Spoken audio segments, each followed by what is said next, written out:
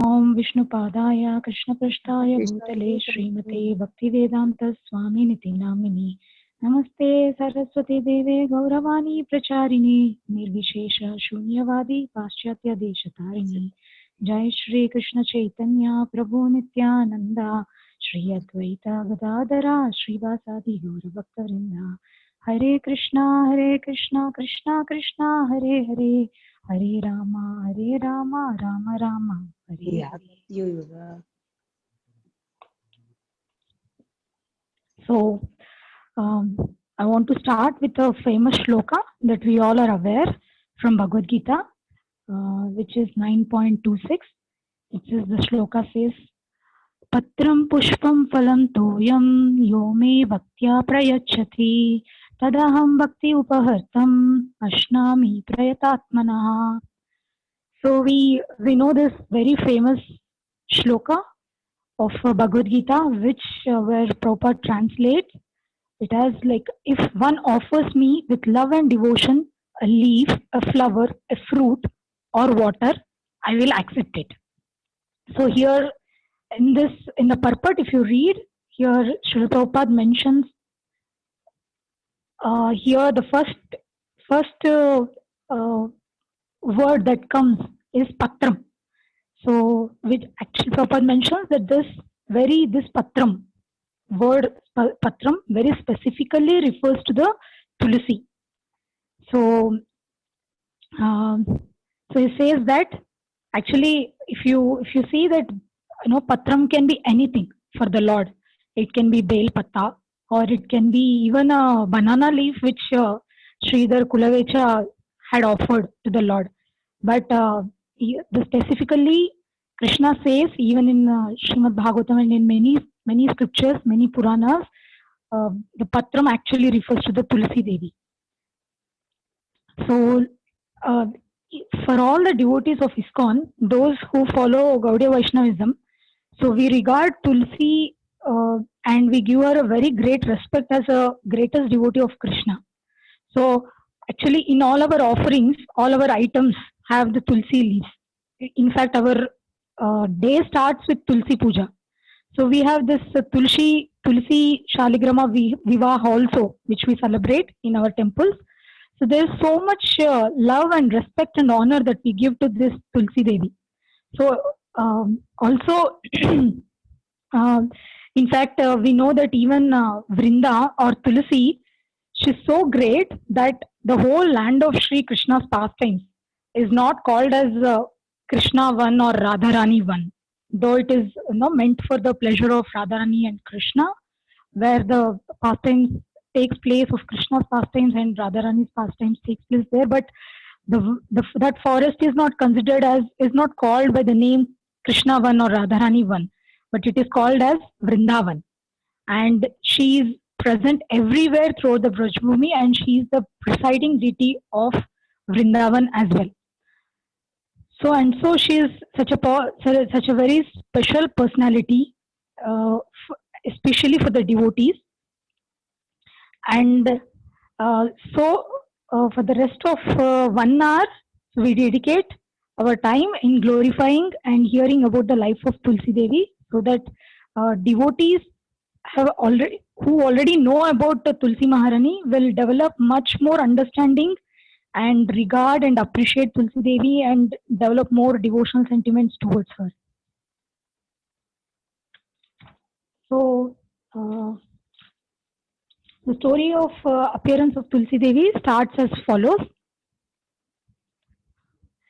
Once Devarishi Narada, the great sage, is Narada, who is a celestial preacher, he asks Vishnu. He goes to Vishnu and he asks, "Oh Vishnu, who is this Tulsi? She is such a great devotee, then how did she become a plant? How did she develop pure devotion for you? Some places she is referred to as your consort. How is that? And if she is the one who bestows mercy to everyone, and if she belongs to spiritual world, how did she come to this material world? What are her glories? What is her past life?" And we also hear that, how did, like Narada Muni asked, how did she marry to a demon as herd? So he respectfully asked, very enthusiastically, he asked Lord Vishnu that please do tell me more about Tulsi. I'm eager to know. Seeing inquisitiveness of Narada Muni, so Vishnu continues the narration. So Vishnu says that he speaks about a personality by name Daksha, Daksha Saravani. Daksha Savarani. So there's a personality by name Daksha Savarani, who is also a direct expansion of Vishnu, and his son was Dharma Savarani. And Dharma Savarani's son was Vishnu Savarani, and his son was Raja Savarani. And finally, Raja Savarani's son was Rishabdwaja.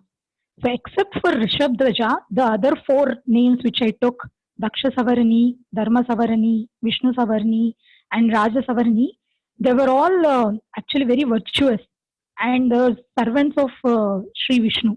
They have one pointed attention and devotion towards Vishnu, and also they are all the expansions of Vishnu all, as well. However, this Rishabdwaja was very offensive. He is very critical about Vishnu and all demigods. But one thing was that he had a very fanatical. He was very fanatical about Lord Shiva. So he used to worship with one pointed attention to Lord Shiva with a thought, word, and deed, and he gave his mind, body, and soul for Lord Shiva. But everything was good. But only thing was like everything for him was only Lord Shiva. Anybody else like Lakshmi, Saraswati, any demigods like Indra, Chandra, anybody, even a Vishnu also, he would blaspheme. He would pass on criticism towards every other great personalities. So so Shiva being, I mean, he is such a great worshipper of Lord Shiva. Shiva being Ashutosh, so Shiva stayed for 3 yugas in the palace of Rishabdwaja. So all demigods somehow tolerated, the criticism of this Rishabdwaja, because they knew that if they speak something, if they do anything against Rishabdwaja, that will uh, cause fury to Lord Shiva, and everyone knows like what happens when Lord Shiva gets angry. So out of that, and out of respect for Lord Shiva as well, because all demigods are also worshipped Lord Shiva, so they tolerate and they accept all the criticism whatever Rishabdwaja was passing on. But there was one time that Surya Dev, the sun god, he could not tolerate it. So he became so nervous that he said that to this Rishabdwaja, I have seen so many devotees of Lord Shiva. They are so devoted to Lord Shiva, but at the same time they are very respectful to the other demigods as well. But you, being such a devoted personality to Lord Shiva, you don't have any respect for any other living entity. So he says that you are not a suitable. You are only suitable to be cursed. So he says that he gives a curse that he will lose all his wealth and the prosperity. So as soon as the curse is pronounced, Lord Shiva hears that curse and he becomes so furious. So he takes his Nandi and he takes his uh, stride and he starts rushing and chasing towards Suryadev. So Suryadev being afraid and scared of Lord Shiva, he along with his father Kashyap Muni, he goes to the Lord Brahma's abode, seeking for protection. So when Rishabdwaja was like when but during that time Rishabdwaja was safe on the earth. So when Lord Shiva reaches, when Lord Brahma, when these people approaches Lord Brahma asks, what happened? So Suryadev explains the situation like that he had cursed, but Lord Brahma, he also says that I cannot handle Shiva's fury, so I'm not the person who can help you. So the only person who can give protection is Vishnu in the Vaikuntha. So let us all go there. So the Lord Shiva starts chasing them to Brahmaloka also. So he comes to Brahmaloka, and then he sees that they are going towards Vaikuntha, so he starts following them. So by then, Lord Brahma brings all of these, I mean, the Kashyap Muni and Surya Dev to in front of Vishnu. So when they reach Vaikuntha, Vaikuntha is a place. It is called Vigata Kunta iti Vaikuntha. Means there's a place where there is no anxiety. There's no chance of fear there. There is no anxiety and all that. So, sensing the anxiety in the face of Lord Brahma and Surya Dev, Lord Vishnu inquires what has happened. So Lord Brahma informs the whole story. He narrates the whole story. Then Lord Vishnu gives them. First of all, he pacifies and he says that you have already taken shelter of my lotus feet, so you don't need to worry about it. I'll take care of Lord Shiva. So he pacifies them, and he also tells that because it's a place, this is a place where there is no anxiety. So you please become, you three of you become calm and peaceful. So the whole atmosphere becomes very peaceful. So then when Lord Shiva arrives at Vaikuntha, he becomes, by seeing the peaceful situation and the calm situation around, his anger also becomes pacified. So he gets down from his Nandi and he pays obeisances to all the devotees in Vaikuntha and also to Lakshmi Narayan. So now the Vishnu, as a matter of etiquette, he asks Lord Shiva, so what brought you here? So because Lord Shiva is always in his meditation, so Vishnu wanted to know why he had come to Vaikuntha. So the Lord Shiva explains his side of the story. Then he says that my servant, my dear servant Rishabdwaja is a very good devotee of mine, but he has been cursed by Surya Dev unnecessarily, and I'm very worried about him. What will happen to him? So then Lord Vishnu says, there is nothing to worry, because the few moments that you have spent over here, by then 21 generations have come and gone in the earth. So that's the relativity of the time between material world and the spiritual world. So he says that by now the Rishabdwaja has come and he went. Then his son Hamsadwaja came and he went, and many generations went on, and now his two sons Dharmadwaja and Kushadwaja are ruling the earth. So now there is nothing to worry about. So you all can return back to your abodes. So everyone goes back to their abodes. But because of the curse of Surya Dev in the earthly planet, Dharmadwaja and Kushadwaja, they are also pure devotees of Lord Vishnu. But because of the curse of Surya Dev, they are bereft of the wealth. So now coming back, as on the earth, this Dharmadwaja and Kushadwaja, they starts worshipping Lakshmi Narayan, because they understood that only the lotus feet of Narayan can help them and pacify their anxieties. So with lot of devotion, they started doing tapasya. So both Dharmadwaja and Kushadwaja, they do the tapasya, and Lakshmi Devi, being very pleased, she blesses both the brothers with wealth. So and also she, being very pleased by Dharmadwaja, she also gives a benediction that one, as an expansion of Lakshmi, she enters into the womb of Madhavi, who is the wife of Dharmadwaja. So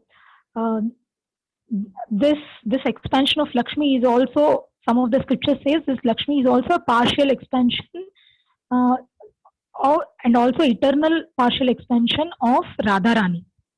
So she enters into the womb of Madhavi, and the Madhavi becomes Madhavi, who is the wife of Dharmadwaja. She becomes pregnant, and as soon as she becomes pregnant, she becomes very effulgent, because as you know that even in Krishna's pastimes, we see that when Krishna was in the womb of Mother Devaki. Devaki was um, she was very effulgent. She was glowing in the jail of Kamsa. Why? Because it was Supreme Personality of Godhead, and this personality is also not an ordinary personality. She's an expansion of Srimati Radharani. So even Madhavi was looked very effulgent and beautiful. So soon the baby lived in the womb for many celestial years, and then when she was born, she was very beautiful. She has exquisite features. She was looking effulgent, and she had all signs of pure devotees and all symptoms of eternal associate of the Lord.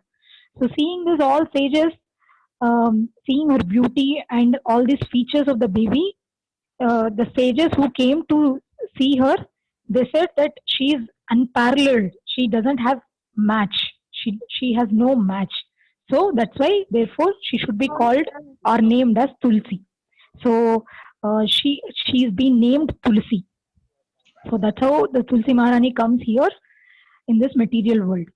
So Tulsi means Tula. Tula means equality. Atula means something very special, like Mulya, Amulya, like that. So Tulsi Maharani is appeared on Kartik Purnima to Dharmadwaja and Madhvi, and being such a pure devotee of Lord, she has one-pointed attention and devotion to Lord Sri Krishna. So after her birth, she goes to the Badrinath for performing austerities to get Sri Krishna. So she's so austere in her tapasya that in summers, when she was doing a tapasya, she used to lit fire in the four sides around her. Actually, it's like a five suns. Already, the sun is there on the top, so it's like a fire under scorching summer. So she was surrounded by the five suns. And winter, she used to submerge herself in the neck deep of cold water.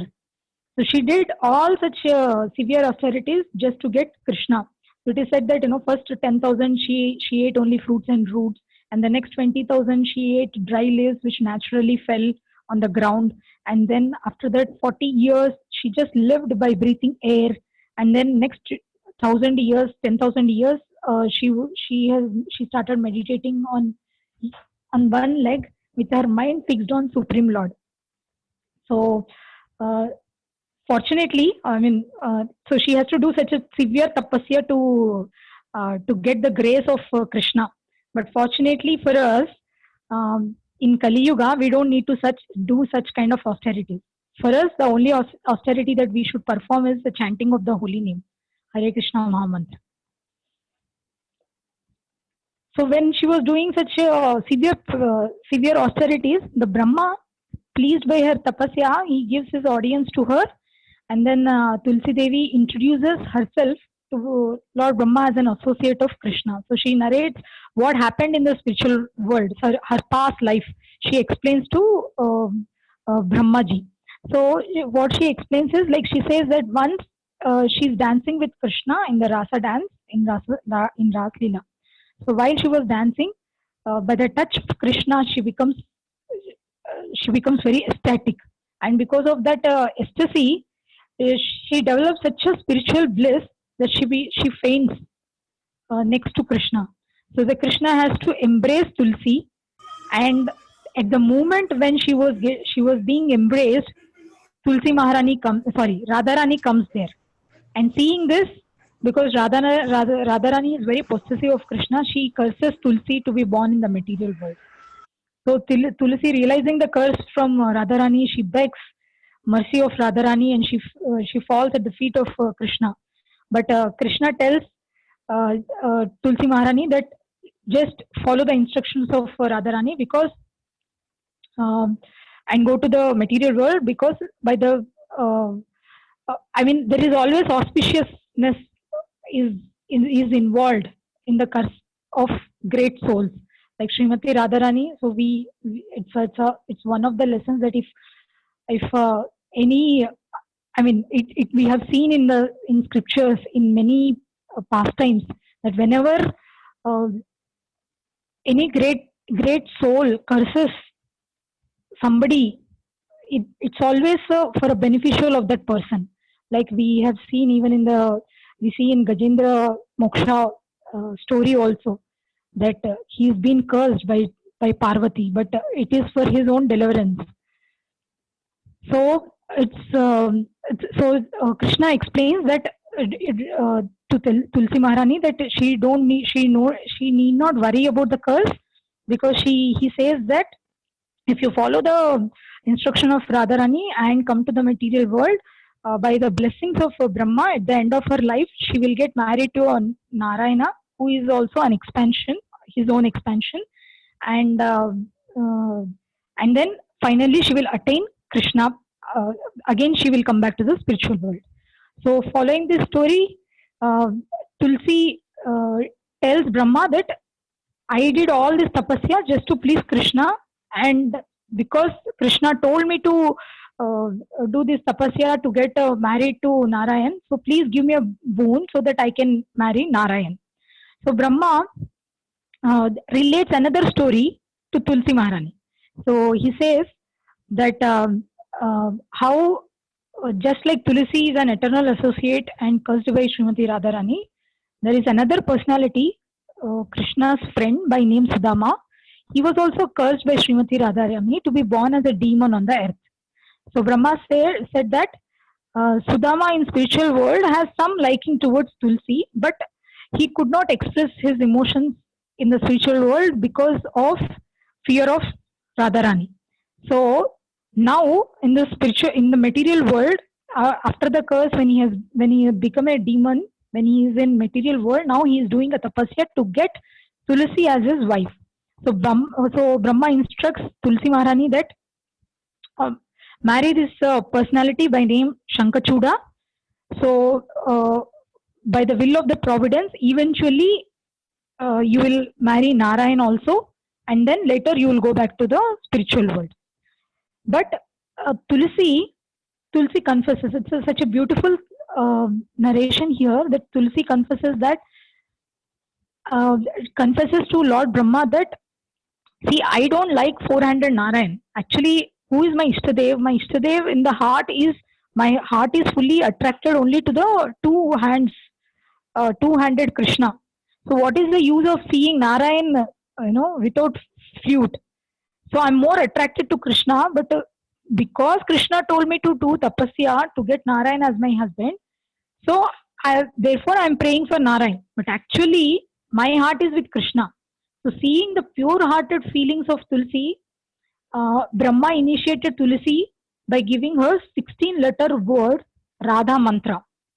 So because Brahma says, because you have offended Srimati Radharani, chant the japa of this mantra and remember the form of Srimati Radharani in your consciousness while chanting, and you please Srimati Radharani as Prayaschitta. So when she is pleased, all your desires will get fulfilled. So this we will see how Tulsi Maharani is so dedicated to the chastity, to her chastity towards Sri Krishna. So, but because Krishna has given an instruction to get married to Lord Narayan, so she didn't mind doing so much of austerities to get Krishna. So sometimes in our lives also, our seniors will give us, they will ask us to, they will give some instructions which are very hard to follow. So, but we should take them in the footsteps of following in the footsteps of Tulsi Maharani. We should take them as wholeheartedly, and even though it is not, you may not feel happy or delighted at heart following those instructions, but eventually we should understand that those, by following such instructions, we can attain the lotus feet of Krishna. Actually, seniors in the sense, like even our spiritual masters. Sometimes we see that spiritual masters also give instructions to disciples. So all spiritual masters give instructions in the form of their lectures or a personal instructions or whatever. So sometimes the disciples feel very difficult to follow. it is said that, like even in Prabhupada's life, we have seen that we should not neglect the instruction of a spiritual master, but we can postpone it. So, uh, if- like we should aspire that whatever, following in the footsteps of uh, Tulsi Maharani, that whatever comes, we should accept on our way, and gratefully and gracefully, and then follow those instructions in our life. And if we follow them, then we can surely attain Krishna. So Tulsi Devi took this mantra, and with all attention, love, faith, and devotion, she continued to chant for 12 years. Then, then at the end of 12 years, so she got the fruit of her tapasya. So one day in the night, in her dream, she saw a beautiful 200 blue boy who is none other than Krishna. Then she was confirmed that yes. So now Srimati Radharani is pleased with me, and she allowed me to take darshan of Krishna in the dream. So it's one more a great lesson is, like, pleasing Srimati Radharani and pleasing Tulsi Devi actually a great fortune. So we as devotees of Krishna, we must try hard uh, with our word, deed, and thought to please Srimati Radharani and please Tulsi Devi in whatever way possible. Like I was also, when I was searching something, so I also encountered a lecture of Srila Prabhupada saying a title, "Oh Radharani, please tell your Krishna something about me." So that's when, like, when I saw that title of lecture, that's when I was inspired when Malini Mataji asked me to um, uh, take a topic. So I have chosen uh, Tulsi Maharani as a topic because she is such a dear devotee of Krishna. So Prabhupada also, he in that lecture, Prabhupada mentions, this is the process by serving Srimati Radharani and Krishna, by serving Gaurnita and by serving the Vaishnavas, we get devotion to Krishna. So this is our principle in Gaudiya Vaishnava Sampradaya. So coming back to the story, uh, so to talk about Shankachuda. So before talking about Shankachuda, I would like to narrate Shankachuda's past life. So Shankachuda's past life is, like Krishna once. One time he was sporting with Viraja Devi in spiritual world. He was trying to reciprocate with her. So in Vrindavan, in the forest of Vrindavan, he was with Viraja river. As soon as Viraja Devi. So as soon as Srimati Radharani uh, came to know that Krishna is with Viraja, so she becomes very angry, and she comes. I mean, she starts searching. Where is this Sri Krishna and Viraja? So when Viraja comes to know that Radharani is searching for them, so out of fear she becomes a river, and Krishna somehow escapes from that from that place. And then Radharani, she could not see Krishna, and then she makes a man, and she becomes fully angry and upset with Krishna. But later, after some time, like Radharani comes face to face with Krishna. So still she was in her sulky mood, and she shows her anger, and with fuming anger on Krishna, she starts scolding Krishna, and she uses a lot of bad words. But out of love for Srimati Radharani, Krishna doesn't mind any words of Radharani. But what happens is, at that time, along with Krishna also is with a group of his friends. But in that group, one of his friends by name Sudama, he could not tolerate. And what he does, he starts rebuking Srimati Radharani. So when she hears the bad words that are coming out of Sudama against her, she gets more angry, and she says, she by seeing this quality that he is taking the Krishna side. So, and he was using ill words and harsh words. So she curses him. She curses him to become a demon in the material world. So as after cursing, she repents. Actually, Srimati Radharani realizes that what did I do? I should not have cursed him. So she starts repenting and she tells Krishna, "Oh, I did a mistake. I should not have done it." And on the other hand, Sudama starts crying. Oh my God, what happened? Now I have to be bereft of association of Krishna. So I should not have done this. So, but again here, as in Tulsi Maharani's case, uh, similarly here also Krishna pacifies Sudama and he says that actually this curse is a blessing.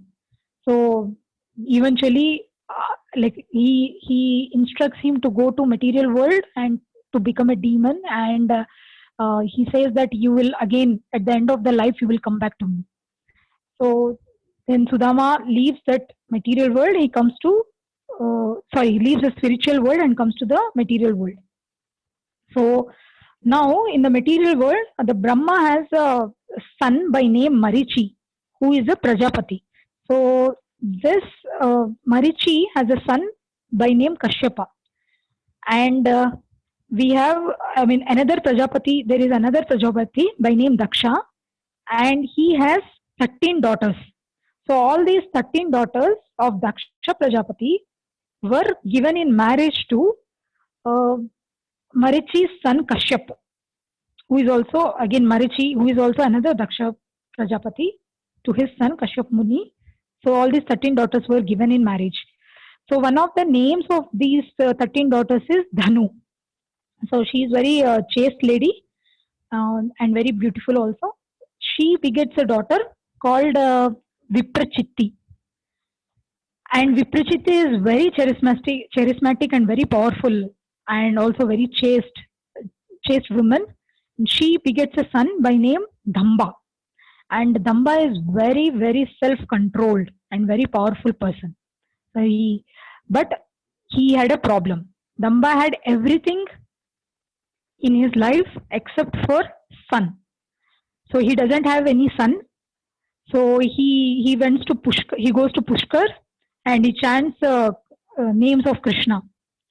So because of his purity, because of chanting the holy names in such a pure state, actually there's the heat and light from his body starts coming out and it starts fuming to the higher planetary systems. So seeing this, the Devata starts worrying. So they think that this must be some demon, and they are he has some. I mean, he has some ulterior motive. So they rush to the Vishnu, and when they go to Vishnu, they will narrate that they will say that they talk about Damba, and he says that he's surely a demon and he's surely want to attack Indraloka. But Vishnu says, he says, no, it's nothing like that. He is very dear devotee of mine, but the only problem in his life is he doesn't have son. So he is doing tapasya not for gaining any material thing, but he is doing a tapasya to get a son. So by seeing the anxiety of these devatas, Vishnu sends Lord Brahma to Damba, to bless Damba. So Brahma goes and with water from the water pot, he takes the water from the water pot and he blesses Damba that he gets a son. But Damba says that I just don't want a son. I wanted a pure devotee of Lord as my son, who can elevate all of us. So he should be, that pure devotee should be an eternal associate of Supreme Lord. So that was his demand. So Lord Brahma says, Tathastu. So in no time, Damba's wife becomes pregnant and she also becomes effulgent, just like Madhavi, because of having eternal associate of Lord in her womb. And once the baby is born, the father names him as Shankachuda. So his Shankachuda is, when he grows up, he becomes very authoritative, very famous, and as just like his father went for tapasya, Shankachuda also goes for tapasya. So he also does very severe austerities in the forest. So Brahma comes, and Brahma asks Shankachuda what he wants. So he says that I am performing tapasya uh, for two reasons. One one is he wanted actually two benedictions. Shankachuda wanted two benedictions from Lord Brahma. The first one was the strength and ability to win over all demigods, because he wanted to rule upper, middle, and lower planetary systems. And second, he wants to win over Tulsi Maharani. He wants to get married to Tulsi Maharani. So, Brahma, being pleased with the austerities performed by Damba, performed by Shankachuda, he says Tathastu, and also he gives one of the Krishna's jewel as a gift. The jewel by name Sarva Mangalamai. So which gives all auspiciousness to Shankachuda, and tells Shankachuda that this jewel will protect him, and gives and brings all the auspiciousness that he wanted in this material world. So then Brahma also tells that he asks him to go to Badrinath and get married to Tulsi Maharani, because Tulsi Maharani was just doing tapasya there, and then Brahma says that he should go there where he will find Tulsi Maharani there, and he should get married to her. So by the instruction of Brahma, finally Shankachuda and Tulsi Maharani will meet each other in Badrinath. So they both, once they meet, then again Brahma will appear, and then Brahma instructs them that they should get married in a Gandharva style. So by the blessings of Brahma becomes a priest. He becomes a priest for their marriage, and they get married. And as Brahma is was chanting mantras, the whole assembly of all demigods showers a lot of flowers onto these two great personalities. So post marriage, they continue to respect each other, and they served each other. They served the Supreme Personality of Godhead with love and devotion. And day by day, Shankachuda became very powerful, and he toppled down all the kings of upper, middle, and lower planetary systems. So it is said that with power comes pride. So he becomes so proud that he starts disregarding all the demigods. He doesn't give any respect to any demigods further. But he is a devotee of Krishna, but still he doesn't give respect. So many times we see that when we have, like in the material world, that's what even Kunti Maharani says in her prayers, that Janmaishwarya Shruta Shrivir. She says that even if we have a knowledge, beauty, wealth, all these things are these are not the things which will please Krishna. So these won't give Krishna. So what gives Krishna is only the bhakti, the devotion in the heart. So as he is becoming so powerful, he becomes pride. This pride, when it enters into our heart, it kills the devotion in the heart. So we also have to be very careful. Sometimes here we are talking about the material pride, but sometimes the pride can be subtle also.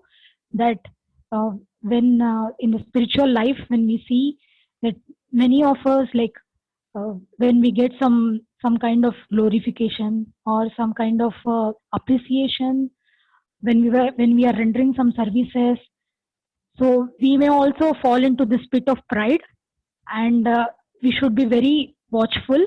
Otherwise, we will fall into the trap, and the devotion gets burnt in our heart towards Krishna. So that's a danger that we have to always be safeguarded. So then, seeing this, the demigods become very worried, because even in the Patal Loka, that Shankachuda, he acquires even the Patal Loka. The people in the Patal Loka also doesn't know where to go and take shelter. So seeing all this, the demigods again go back to Brahma, and Brahma takes them to Lord Shiva.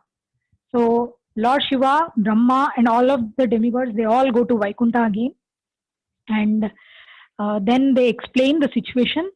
After explaining the situation to Vishnu, Vishnu will say that Vishnu will tell that, no, I'll think of a plan where Shankachuda can be controlled, because having you people, you have taken shelter of lotus feet of mine, so you should not be fearful. So as usual, like Vishnu explains that, he also explains the past of Shankachuda, and he also explains that he tells to Lord Shiva that he should go and wage a war against Shankachuda, and Shankachuda Shankachuda cannot be defeated unless and until he is being taken off by the jewel, that the jewel which is which is gifted by Brahma, and if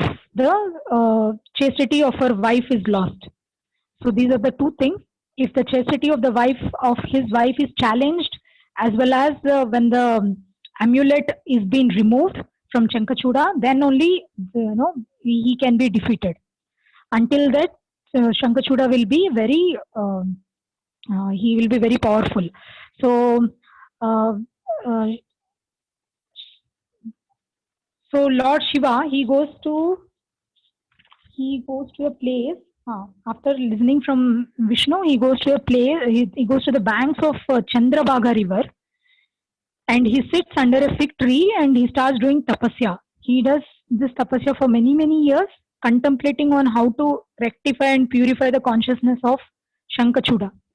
So you see here, it's a beautiful lesson, that beautiful principle. I would say that Lord Shiva, he's always thinking of the welfare of the people. So though this Shankachuda, when Lord Shiva comes to know that this is Shankachuda is actually, when he comes to know the past life from Vishnu, he becomes very worried that he is a devotee of Vishnu, but now he is acting in such a way which is against the principles. So he was doing this tapasya just to rectify and purify the consciousness of Shankachuda. So many times we see even our spiritual masters, many, like when we also sometimes we behave like Shankachuda. Though we are practicing Krishna consciousness, we have some bad habits which we are not ready to get rid of. So some pure devotees, like our spiritual master or some senior Vaishnavas, they become so worried. We have seen in so many cases that day to day, that we see that many, like our Bhakti Vriksha leaders, they become so worried what will happen to them, and they think so much. So we should actually regard such great personalities, that and also feel very grateful and indebted to them, that there is at least somebody who is thinking of us, thinking of purifying us. Otherwise, it is not so easy to come out of all this. Actually, in my own case, in my own life, that I'm not less than Shankachuda or any other demon. I had so many bad propensities, but my Shiksha Guru, he had really put such intense efforts, and time to time, while I was being trained in Krishna consciousness, he used to tell me at every step that this is where you are lacking, this is where you are going wrong, this is where you need to focus and correct. So these are the principles that, I mean, when such things comes upon us, we should be actually feel grateful that we have somebody who can help us to, who are helping us to get rid of our anarthas and helping us to come closer to Krishna. Otherwise, there is no chance. Even being practicing in Krishna consciousness, we, if we don't take the instructions of the senior devotees seriously and act upon them, then we don't go, elevate in the path of Krishna consciousness. So this is one thing, and we should also, as I said, like we should really be grateful to those souls. Like we can even be grateful to those souls who brought us into Krishna consciousness. Otherwise, where is the chance for us to enjoy such a blissful life? So going back to the story, so Lord Vishnu, Lord Vishnu at that time, he gives a personal, his own personal trident to Lord Shiva, and says that if you use this, you will become victorious. Then, by taking the instructions of Vishnu, Lord Shiva, he thought of sending a war messenger to Shankachuda. So he nominates Pushpadanta, personality by name Pushpadanta. He is the big, powerful Gandharva chief. So he reached as soon as this Pushpadanta, he reached the gates of Shankachuda. He was actually being stopped, but he gives his own introduction that I'm coming from the side of Lord Shiva, who represents the demigods, and he wants to he wants to meet Shankachuda because he has some message for him. So he goes and meets Shankachuda in his palace, and then he bows down to Shankachuda, and he will explain his purpose of visit. He says that although all demigods took shelter of, he will say that all the demigods have taken shelter of Vishnu. So either you can come wage a war and decide who will win, or give back the planetary systems, whatever he has been usurped, everything back to all the kingdom, planetary kingdoms to the demigods. So, but Shankachuda thinks that it was a challenge, like housefly challenging a lion. So he says, no, I'm a Kshatriya, so for me, I cannot give the planetary systems back, but I am ready to wage a war. So when the war was decided, Shankachuda was very positive about the war, because he knew that he will be victorious. He will be either victorious or he will die. So death is not it's honor for a Kshatriya. If he fights and he dies in the battle, it's an honor. So, but on the other hand, Tulsi Devi is very worried, because she's such a chaste wife of Shankachuda. She says that how can anyone stand against Vishnu or Lord Shiva?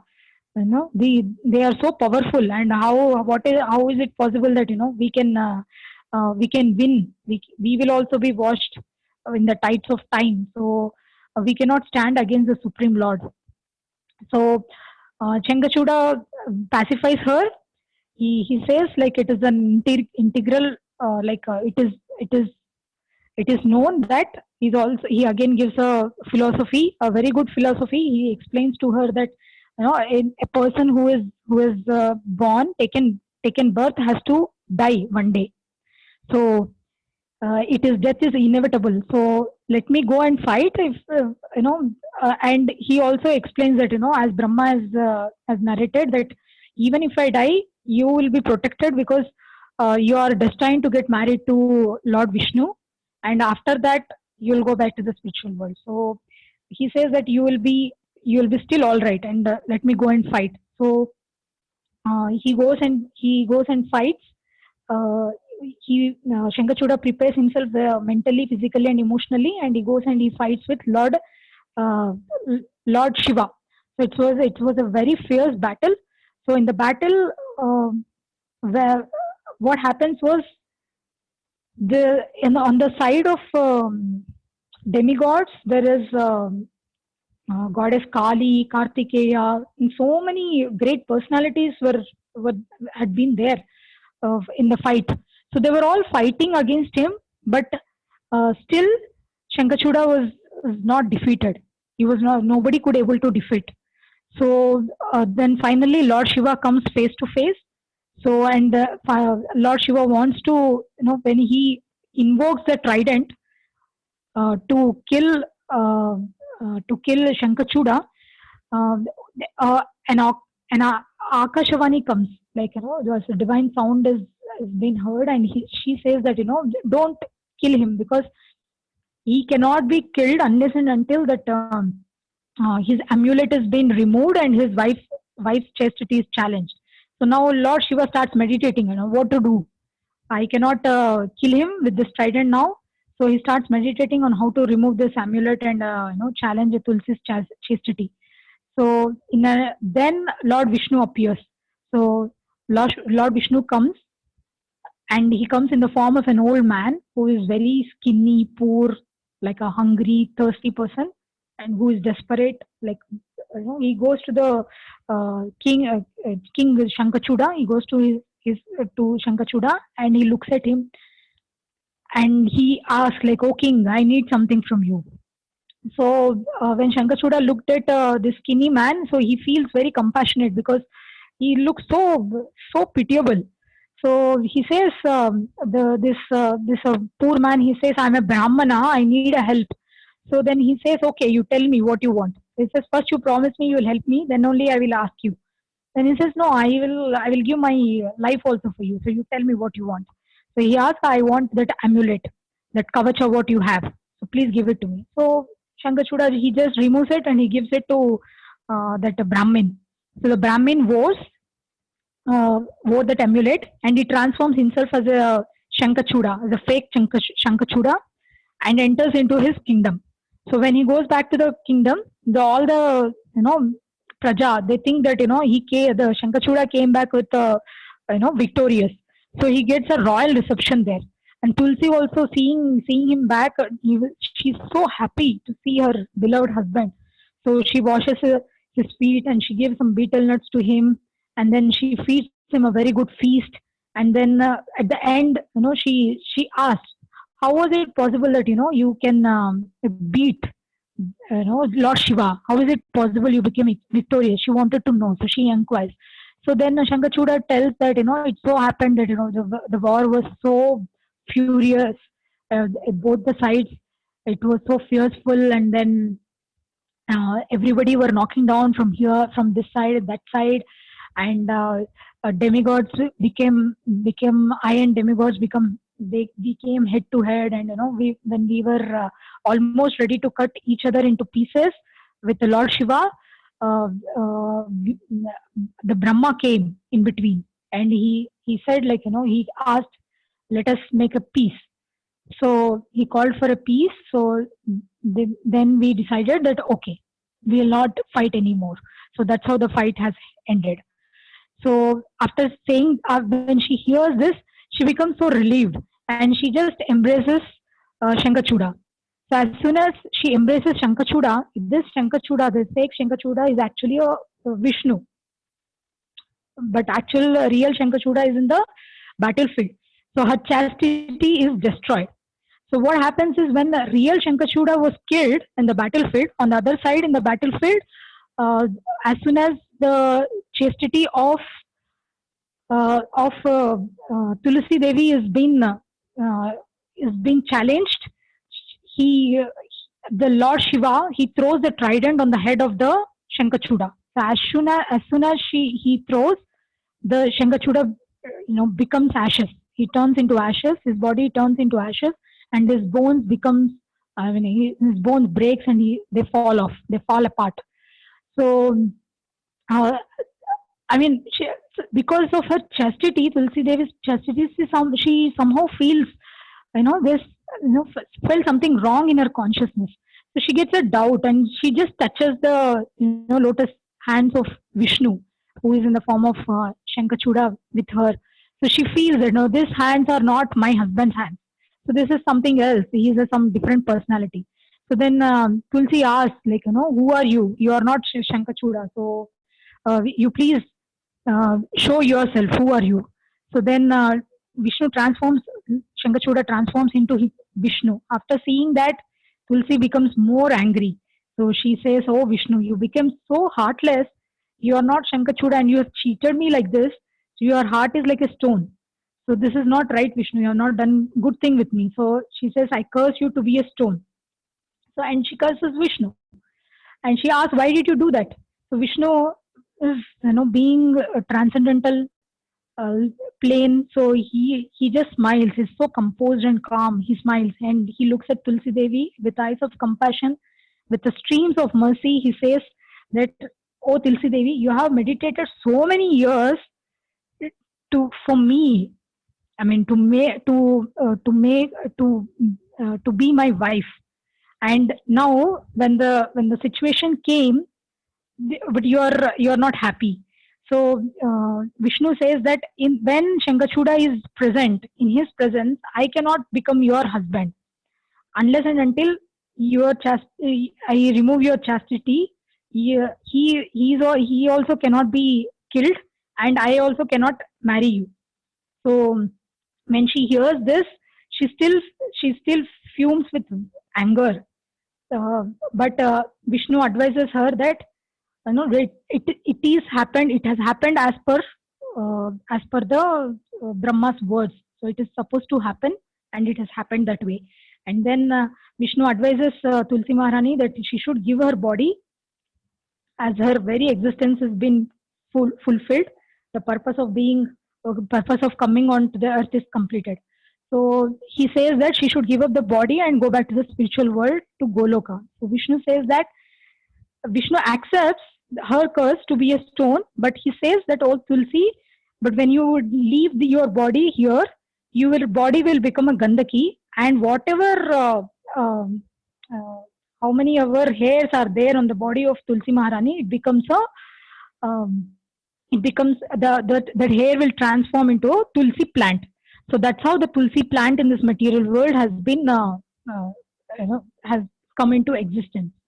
And yeah, and uh, Vishnu accepting her curse to become a stone, he says that, I will take the form of Annapurna mountain at the banks of river Gandaki, which is again, on the again, um, with which is nothing but a body of Tulsi Maharani. And when my rocks fall from mountain into the Gandaki river, um, that Vajrakita, which is there in the river, the Vajrakita worms will make a different pattern on those rocks, and some holes and all that on my rocks, and they are worshipped as Shaligrama Shila. So that's how the Shaligrama came into existence.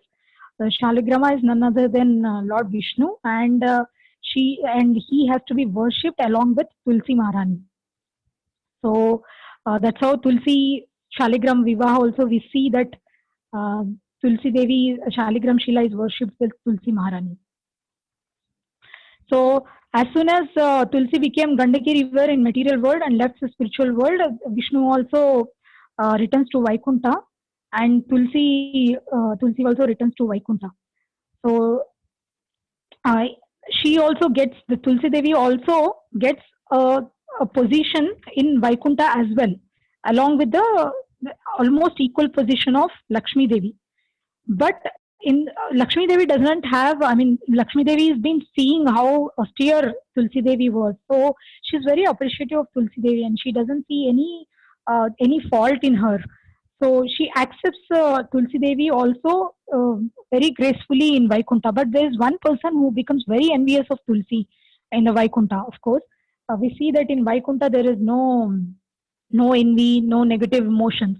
But this pastime is just to, just to enrich the pastime and to give instructive lessons, that when two Vaishnavas come together, one should not have enemy. So like this like the personality who was becoming envious of Tulsi Devi was Saraswati Devi. So she could not tolerate the, Tulsi being honored in such a glorious way in Vaikunta. So she becomes very envious and she starts using very bad words towards Tulsi Maharani. So this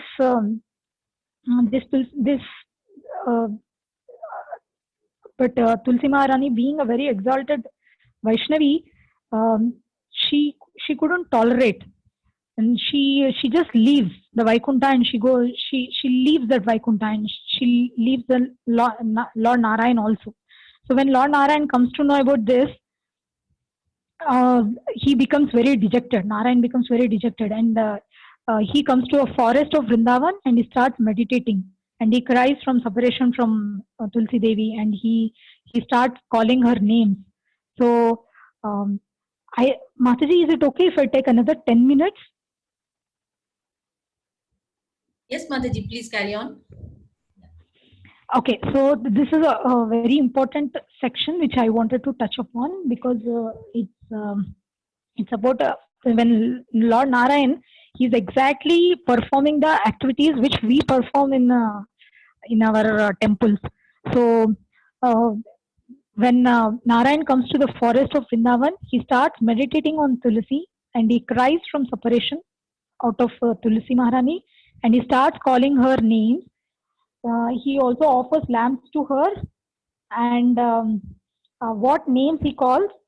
There are 8 special names which are as devotees, we should all know these names of Krishna. It is said that when we chant these 8 names of Tulsi and praise for her mercy, devotees make very rapid advancement in their Krishna consciousness.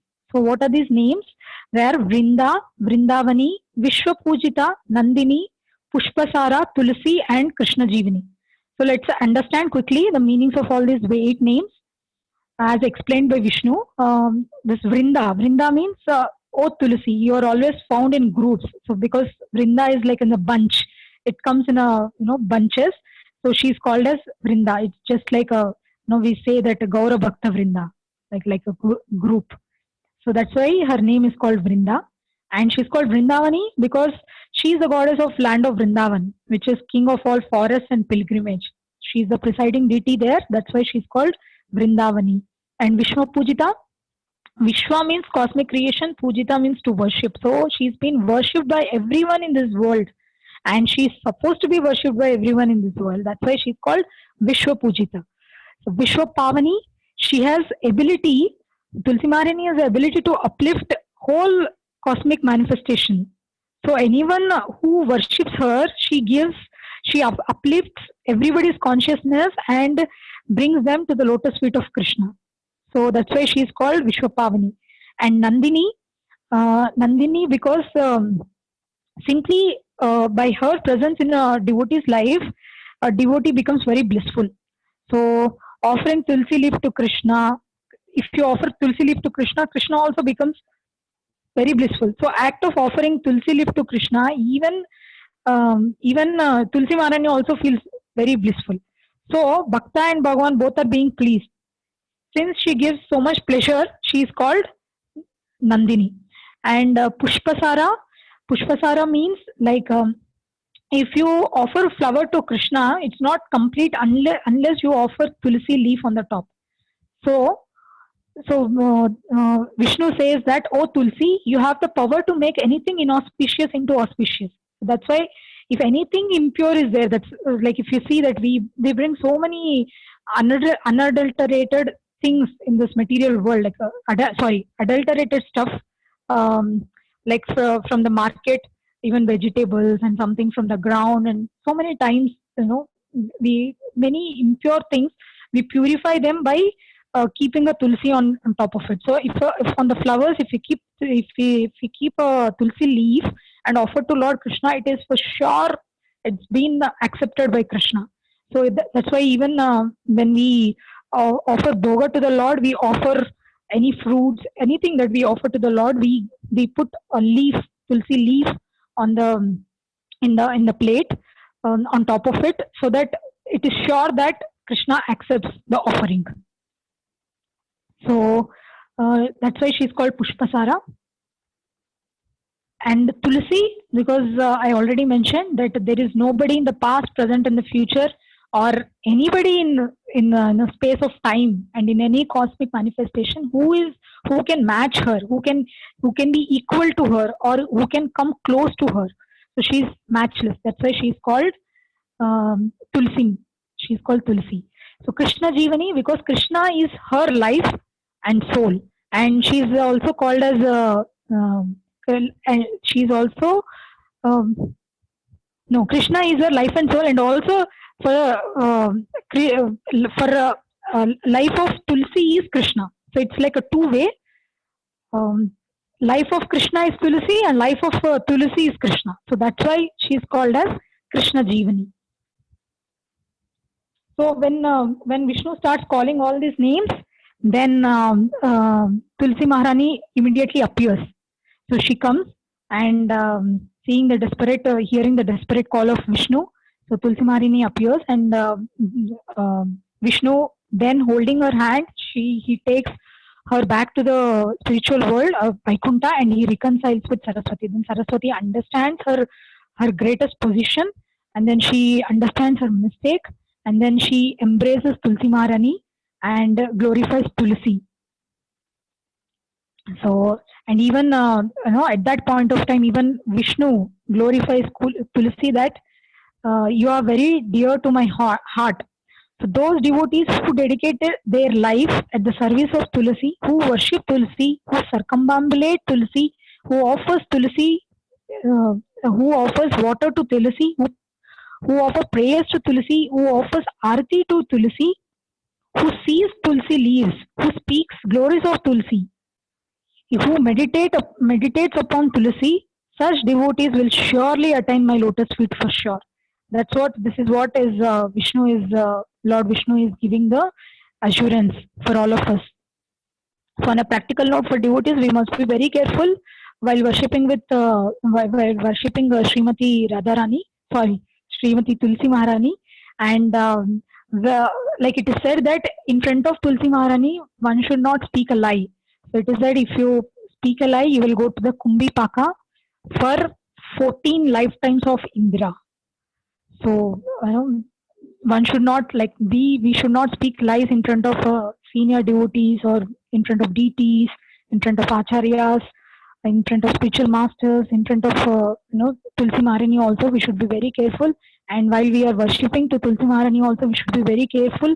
If somebody doesn't know how to worship, how to take care of Tulsi, we must also help others to teach by teaching them others, by explaining the glories of Tulsi Maharani to others. Even Krishna is pleased by that service. Even that small act also will help us to elevate or progress in our devotional life.